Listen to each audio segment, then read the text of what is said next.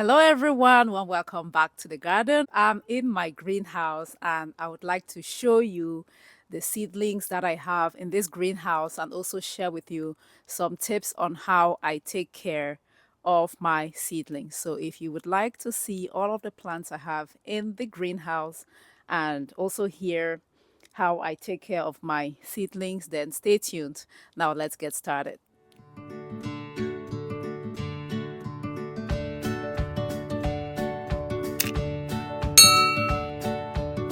As you all know, my garden is in Houston, Texas. That is in zone 9B. And I do start my seeds early on, right around January, so that by March, mid March, end of March, the seedlings are ready to go in the garden. This is a macro view of the greenhouse. As you can see, I have a lot of plants going on in here. This is the portable greenhouse from Amazon. I made a video showing you how I assembled it. This is absolutely fantastic for seed starting. Like if you are starting a lot of seeds indoors, at some point they do grow and then you would need space. So I find that a greenhouse such as this one really helps with transitioning your plants. So all of these are going to grow in here for a little bit until maybe around the middle of March. Then I will put everything in the garden. But these are all the plants I have. Now let me show you specifically or in detail what is going on. Let's start right here with the bitter leaves. These are my bitter leaves that I started right around the end of November from the stems. So at the end of November, I do take stem cuttings from the bitter leaves that I have in the garden, and then I put it in water, it roots, and then I transfer them into these containers filled with potting soil mix. In the bitter leaf video, if you have not watched that one, how to grow bitter leaves, it shares everything in detail, exactly how I get this to happen. So if you're interested in growing bitter leaves, I'm just going to refer you to that video. It tells you everything. But yeah, guys, these are the bitter leaves. I have at least, I don't know how many. There's a lot of the bitter leaf stem cuttings because there's some here and then some over this way as well. These are all the bitter leaves.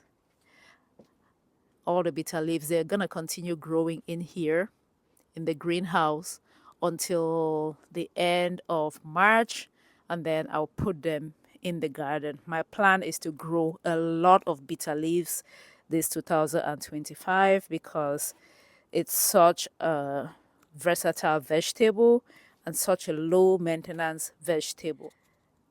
And in this bin right here, we have the habanero peppers. The habanero peppers. I am an expert at growing peppers. Again, I have a video detailing how to grow peppers from like start to finish and everything you really need to grow peppers successfully. So if you're interested in growing hot peppers, I'm going to suggest you check out that video. I'll put a link in the description section down below. But yeah, I think I have about 48 of them right here in these cups and in this bin. The bin makes it easy to water the plants. I just put water inside the bin and then it waters it from the bottom up.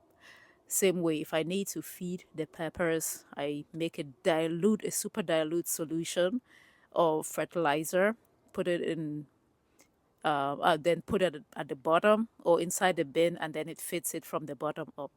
Also, if there is like a freeze coming up and I don't trust the greenhouse to keep the plants warm enough, I can just take this entire bin indoors and then bring it back outside to the greenhouse whenever the freeze is over. So yeah, these are my habanero peppers. Over here, I have more peppers. I think I have about 4 different kinds of peppers in here. Some I'm trying for the very first time. This one right here, this is the piri piri, the piri piri pepper right here. The PP stands for piri piri. I have the chocolate scotch bonnet, which I grew last year, saved the seeds growing again. So the piri piri is a new kind of pepper I'm growing. I've never grown that one before. I also have the tatashe. So TTS, that's the tatashe or the Nigerian bell peppers in here. Um, yeah, the leaves are kind of yellowing, which tells me I need to feed the plants. I need to feed the plants, but yeah, it's otherwise it's doing well. And then over here, I have I have my tomatoes. I have my tomatoes. These are the San Marzano tomatoes that I started from seeds around the end of January, around the 20th of January. So these are about 1 month old from seeds starting. Yeah, I started the seed on the 20th. I think today is the 18th of February. So right about 4 weeks. It's doing well. And then over here we have garden eggs, the African garden eggs. It's much like the eggplant, except it's much smaller and it is not purple. So I have two kinds that I'm growing this year. I'm growing the Intori, which I have grown before.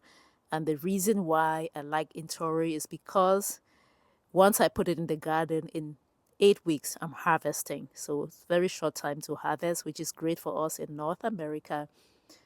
But this year, I decided to also grow what is known as Nyanya Chungu. For the first time, somebody tells me it's the same thing as the Intori. We'll find out. But I wanted to grow that one as well, just to compare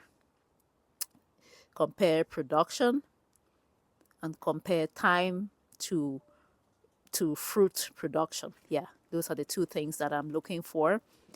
I have about six, maybe eight, two, four, six, eight. Yeah, 8 of them in total. And then over here, these are my papayas.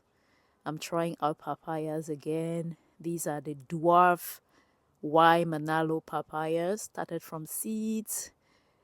It's looking good. So I got the seeds from a seed company online. I think it's called Winds Traits and Fruit, something like that. Somebody was asking me. But yeah, these are the dwarf papayas. They're supposed to fruit in less than a year. So that attracted me. We'll see if it pans out. And then over here, we have the almighty fluted pumpkin. The fluted pumpkin or the ugu that I started from seeds. This is the one that sprouted first. As you can see, it is already putting out the tendrils. It's supposed to latch to the stakes that I have, but it has not latched yet.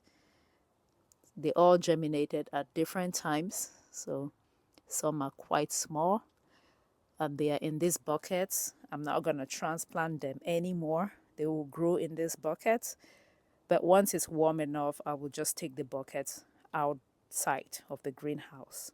So yeah, again, I have another video on the complete guide to growing the fluted pumpkin. If you're interested in growing fluted pumpkin in the diaspora, I'm going to recommend that resource.